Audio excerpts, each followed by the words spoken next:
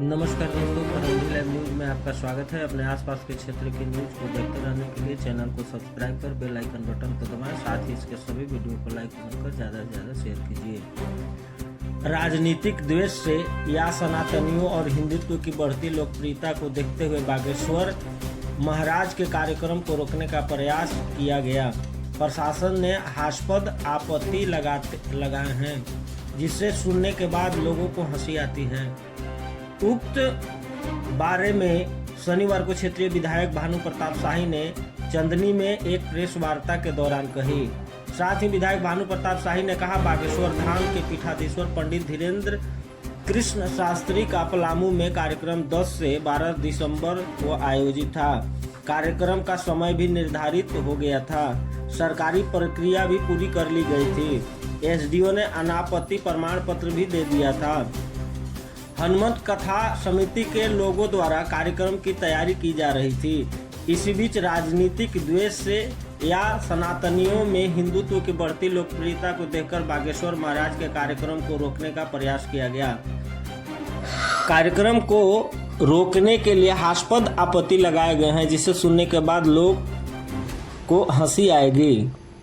SDO ने अनापत्ति दिया और डीसी ने आपत्ति लगाया कि नदी किनारे जो कचरा इकट्ठा होगा उसका क्या होगा, इकोसिस्टम का क्या होगा। प्रशासन सरकार का एक अंग होते हैं, लेकिन उसके पीछे सरकार की जो मंशा थी वो उजागर हुई है। आज किसी भी नदी का सर्वे करा लिया जाए, हर नदी में इंक्रोचमेंट है। बागेश्वर धाम के महाराज का सिर्फ 4 दिन की कथा आयोजन होनी थी। इसमें जो भी गंदगी होती उसकी सफाई भी करा लिया जाता, लेकिन प्रशासन इसे रोकने का भरसक प्रयास कर रही है, जो सरासर गलत है। प्रदेश की सरकार नदी की संरक्षण या संवर्धन के लिए क्या कर रही है? नदी सफाई के लिए सरकार आज तक क्या किया? ऐसे सनातन के कथा को रोक देना सनातनियों पर कुठाराघात है। सरकार एक षड्यंत्र करके बागेश्वर धाम सरकार को नहीं आने देना चाहती। इनके कार्यक्रम से लोगों में एकजुटता आ रही है। सरकार उक्त कार्यक्रम को राजनीतिक तरीका से रोकने का काम कर रही है। वहीं पत्रकारों को पूछने पर बताया, सरकार आपके द्वारा कार्यक्रम को आयोजित कर रही है, इसमें आम लोगों को कितना लाभ मिलने वाला है। इस पर क्षेत्रीय विधायक भानु प्रताप शाही ने कहा, सरकार आपके द्वार कार्यक्रम का ये 3रा साल है। इसके साथ सरकार एक भी समस्या का समाधान नहीं कर पा रही है। इससे पूर्व भी 2 बार सरकार आपके द्वार कार्यक्रम का आयोजन हुआ था, लेकिन लोगों के आवेदन को कूड़ेदान में फेंक दिया गया। लोगों की समस्या यथावत बनी रह गई है। इसीलिए आज भी सरकार आपके द्वार कार्यक्रम में लोगों का हुजूम समस्या समाधान के लिए पहुंच रही है। सरकार केवल इसके नाम पर शमियाना, टेंट, साउंड तथा कमीशन खाने में लगी है। पिछले साल भवनाथपुर विधानसभा में ही सरकार आपके द्वार कार्यक्रम में आए आवेदन को लोगों ने सड़क किनारे जलते हुए देखा। कई ठेलों पर जनता के आवेदन में बादाम और चना बेचे गए। सरकार चुनाव नजदीक देखकर इस तरह के कार्य को कर रही है। जमीन पर कुछ काम नहीं हो पा रहा है। देखिए, बागेश्वर धाम महाराज का यहाँ आना सुनिश्चित हुआ और इसके लिए समय भी निर्धारित हो गया था और सरकारी प्रक्रियाएं भी पूरी कर दी। एसडीओ के द्वारा अनापत्ति प्रमाण पत्र भी दे दिया गया। कार्यक्रम की तैयारी हो रही थी। इसी बीच में कहीं न कहीं राजनीतिक द्वेष या सनातन और हिंदुत्व के बढ़ती हुई जनाधार को देखकर बागेश्वर महाराज जी के कार्यक्रम को रोकने का प्रयास किया। अब ऐसे आपत्ति लगाए गए हैं जिसको सुनने के बाद हम लोगों को हंसी आता है। एसडीओ ने अनापत्ति दिया और डीसी ने आपत्ति लगाया कि नदी किनारे जो कचरा इकट्ठा होगा उसका क्या होगा, इकोसिस्टम का क्या होगा। मैं मानता हूं कि उपायुक्त एक इंस्ट्रूमेंट है, प्रशासन का एक अंग है, लेकिन उसके पीछे जो सरकार की मंशा है वो उजागर हुई है।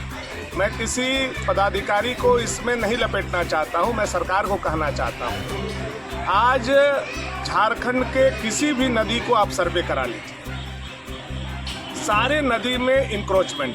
कोई ऐसा नदी नहीं है जो पहले के जैसा निश्चल बह रहा हो। हर नदी में इंक्रोचमेंट। और ये तो केवल कथा कार्यक्रम था। 4 दिन के बाद अगर गंदगी होती तो सफाई किया जाता। आप बताइए, ये सरकार को बताना चाहिए कि इकोसिस्टम के लिए या एनवायरनमेंट के लिए ये सरकार नदी के साफ सफाई के लिए क्या कार्यक्रम कर रही है, नदी के संरक्षण और संवर्धन के लिए ये सरकार क्या कर रही है। कोई एक कदम बताने का ये काम करे। और ऐसे सनातन के कथा को रोक देना तो ये सनातनियों पर कुठाराघात है, चोट है। तो मैं समझता हूँ ये सरकार के द्वारा षड्यंत्र करके कि बागेश्वर धाम महाराज नहीं आए। सनातन का प्रचार प्रसार एकजुटता जो हो रहा है उससे लोगों में घबराहट है और इसको राजनीतिक तरीका से रोकने का काम है। सर एक चीज़ और है, जो अभी सरकार आपके द्वार कार्यक्रम आयोजित कर रहा है, उसमें क्या लोगों को, आम लोगों को लाभ मिल पा रहा है? 3 बार का एक्सपीरियंस आप लोगों को होगा, आप पत्रकार हैं। ये 3रा बार सरकार आपके द्वार कार्यक्रम हो रहा है। आप बताइए, पिछले बार जो सरकार आपके द्वारा 2 बार कार्यक्रम किए गए उसमें सारा समस्या समाधान हो गया? अगर समाधान हो गया रहता तो 1 साल के अंदर फिर से यहाँ कहाँ से आवेदन आता? 1 साल के अंदर बहुत सारे लोग बुजुर्ग नहीं हो गए, बहुत सारे लोग विधवा नहीं हो गए, बहुत सारे लोगों का राशन नहीं कट गया, बहुत सारे लोगों का जो छात्रवृत्ति है वो नहीं बंद हो गया होगा। इसका मतलब ये है कि ये जो भीड़ लग रहा है, समस्या जस का तस समस्या बना हुआ है। ये सरकार केवल टेंट, समियाना, साउंड, गाजा बाजा लगा करके उस पर कमीशन खाने के लिए ये जनता आपके द्वार कार्यक्रम कर रही है। स्मरण होगा आपको, भवनाथपुर विधानसभा का ही घटना है कि पिछला बार जो जनता का आवेदन पड़ा वो सड़क किनारे जलाते हुए और फड़ा हुआ पाया गया।